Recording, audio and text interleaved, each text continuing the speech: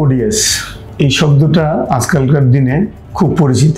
অর্থাৎ যেসব রোগীরা সহজে মলত্যাগ করতে পারেন না, অনেক সময় লাগে, আঙ্গুল দিয়ে বের করতে হয়, বাথরুম থেকে উঠে আসলে মনে হয় তলপেট ভারী রয়ে গেল, আবার যেতে হবে, এই ধরনের সমস্যা যাদের থাকে তাদের এই প্রবলেমটাকে ওডিএস বলা হয় বা অবস্ট্রাকটেড ডেফিকেশন সিনড্রোম বলা হয়।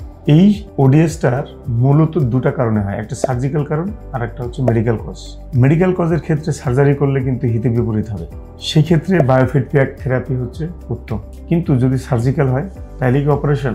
না, সবসময় অপারেশন নয়, কারণ কিছু কিছু ফ্যাক্টর রয়েছে যেটা অপারেশন করলেও ভালো হবে না, কিছু কিছু ফ্যাক্টর রয়েছে যেটা অপারেশন করলে তার সিমটমটা 80 to 90 বা 95% পর্যন্ত উপসর্গটা কমে যাবে। তো ওডিএস হলেই অপারেশন নয়, ওডিএস হলে মূলত তার একটা গুরুত্বপূর্ণ পার্ট হচ্ছে প্রপার ইভ্যালুয়েশন এবং প্রপার ডিসিশন মেকিং।